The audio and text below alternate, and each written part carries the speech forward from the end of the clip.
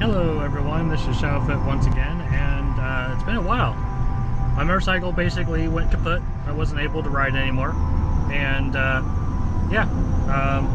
long story short, life has been a pain because of COVID. I finished up my volunteer fire in November, then I went to my Fire 1.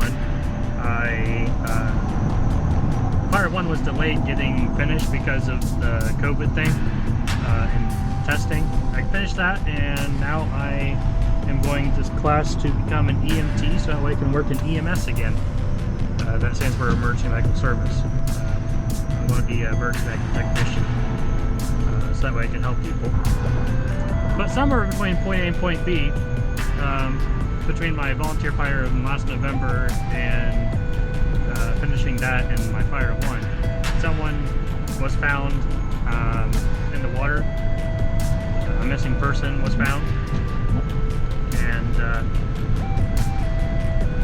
the chief of the local fire department, or the assistant chief, said that yeah, they don't have that many divers on the team, and that they need some more. So I decided, with that and another couple reasons, some personal childhood style reasons, traumas, whatnot, I decided I'm going to defeat one of my demons and become one with the water. I'll go into more details of that later. But what I want to talk about is how to become a scuba diver. Since I literally, at this exact minute of recording, I am now a certified scuba diver. Let's get straight into it on how to become a scuba diver, why I became a scuba diver, and my struggles on becoming a scuba diver. Let's get with a PS. I'm probably going to do a lot of voiceover. Unfortunately, most of what you hear when diving is very loud sounds. But you know, through the magic of editing, I will be talking.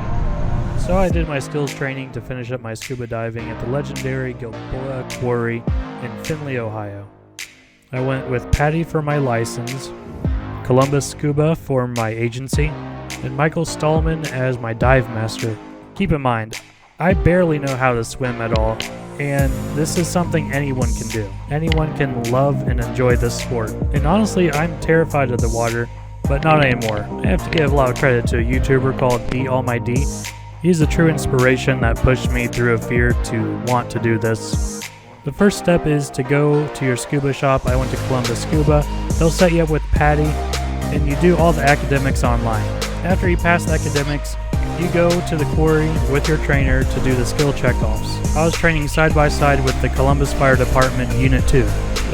The route I took specifically, I would not recommend for anybody because I barely knew how to swim, and the class I took literally threw you straight in the water. However, with the expertise of the trainer, he got me through it, and it was a very enjoyable experience regardless. Columbus Scuba offers an easier class for people who are not good swimmers, but I wanted to put myself to a challenge. In hindsight, I probably would have done it differently because I ended up being teacher's pet most of the time, as I was the weakest diver in this group of experienced swimmers. But you don't have to worry about if you're a good swimmer or a good diver. That's what the dive master is there to teach you. Remember, before today, I used to call myself terrified of the water and not able to swim. I faced the fear, jumped right in, and it was great. Two fingers on your mask. That's it. Left hand holds your pressure gauge. Left hand holds your pressure gauge. That's it. Look straight ahead. And on three, a big step with your right foot. On three. 1, 2, 3. Big step.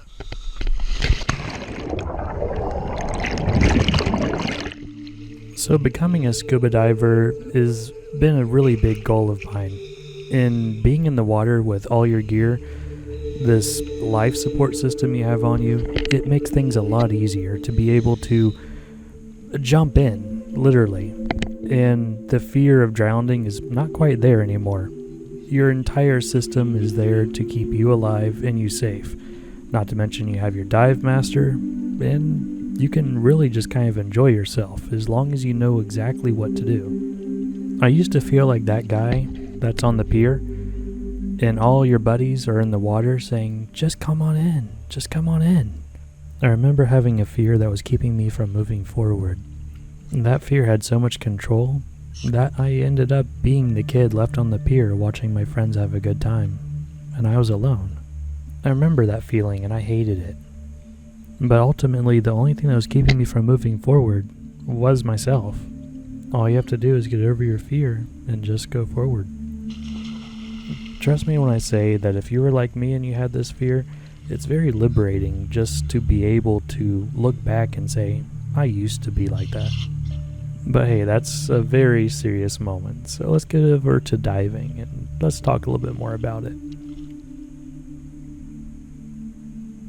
So when you're ready to go underwater, you vent the air out of your BCD, make sure your regulator's in your mouth, and you start to descend underwater.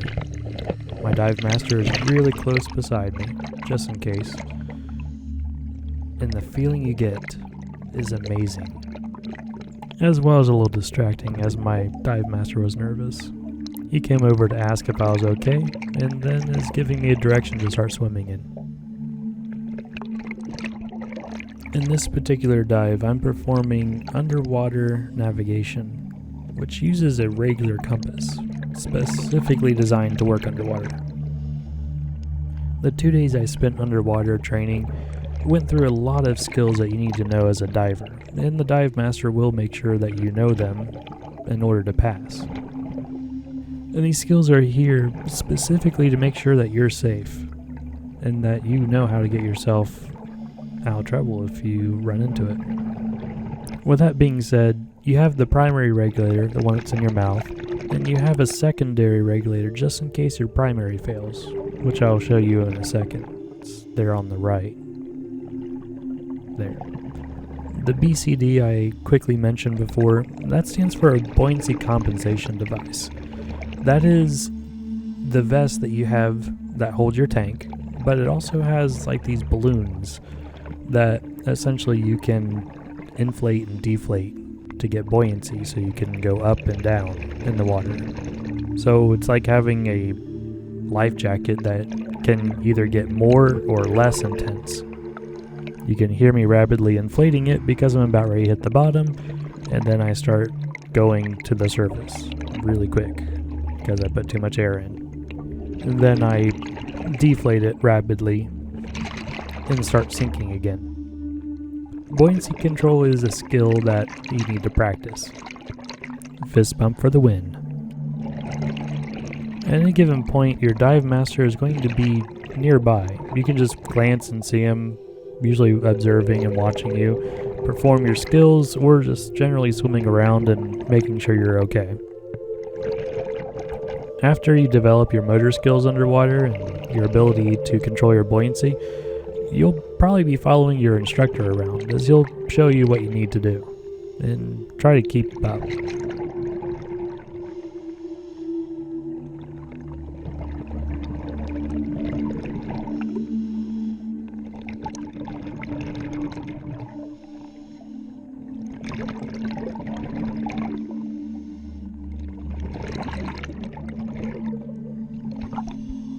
Other things that might seem easy to do are actually pretty hard.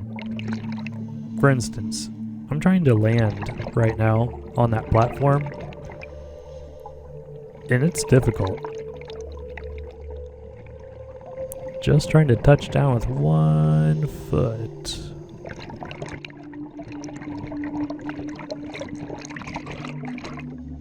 Just to find out that I'm on the wrong side.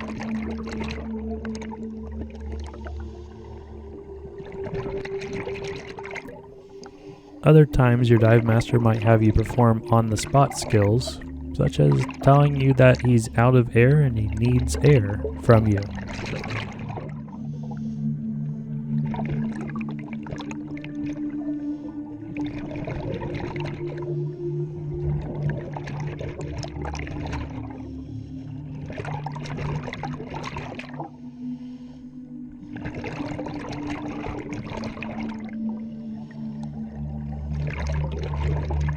He's also there to tell you when you might be trapping somebody else.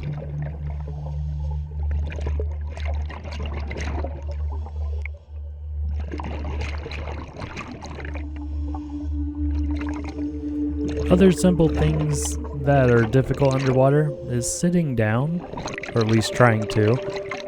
And like the person to my right, trying not to fall into the abyss.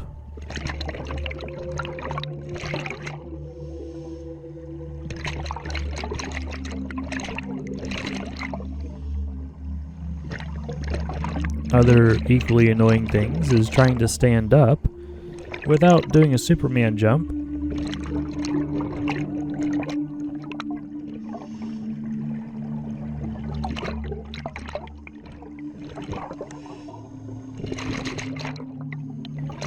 And of course, not falling into the abyss again.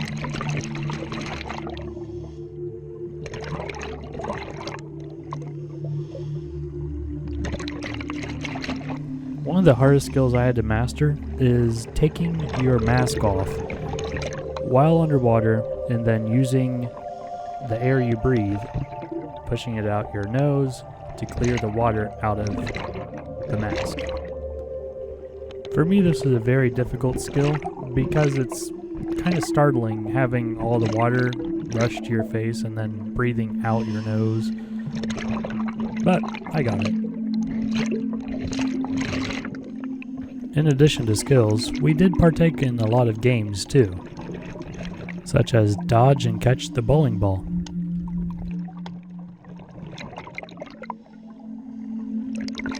Everyone you see here on this platform with me is a member of the Columbus Fire Department. Unfortunately, I don't remember their names, but of course it really didn't matter. We're all having fun underwater, and it is very beautiful.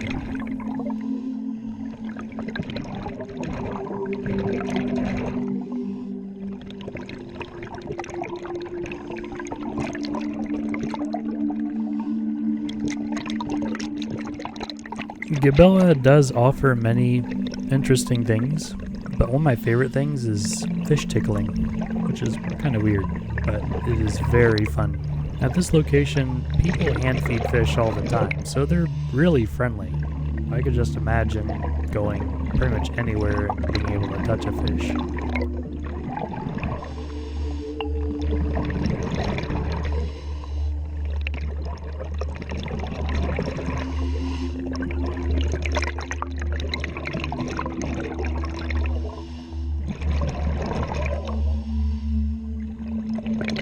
The dive site we were at had a lot of things that we could actually go through. One here is a ship.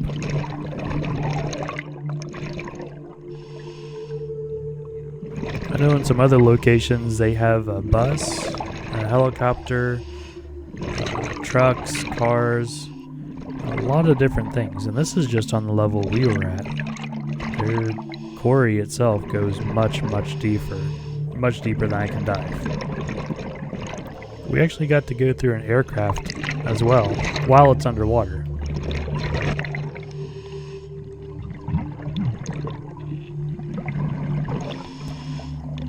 It's really weird trying to navigate through the inside of an aircraft when you're floating around, essentially. It's really interesting. The GoPro that's on my mask is nice, but it doesn't show all the detail that you can actually see. I suppose I need to get maybe a better angle or a certain type of lens, but it is amazing being able to see and float. You're essentially flying in a way. The skills I got here can definitely be used in real life.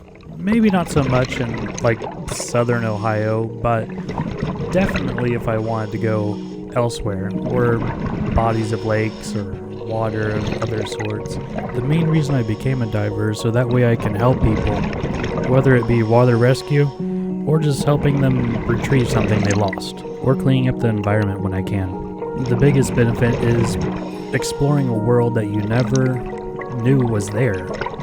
If there happens to be like a shipwreck or something, I would definitely want to go. Or if a vehicle happens to find its way underwater, I could go down there and salvage anything out of it. There's many careers you can do too with just a simple diving certification. And not to mention, you could do some treasure hunting and find like lost GoPros, phones, cameras, everything else. but it doesn't compare to the beauty you get to see underwater. Maybe I spent a little too much time underwater, but it is amazing. Everything that you see and everything that you do, you have to think that the world is like over 70% made of this stuff. It's really hard to go from seeing this world that I just spent a couple days in to having to go back to the surface. Being a diver shows you a world you've never seen before, and you want to go back to it. This has been ShadowFoot. Until next time.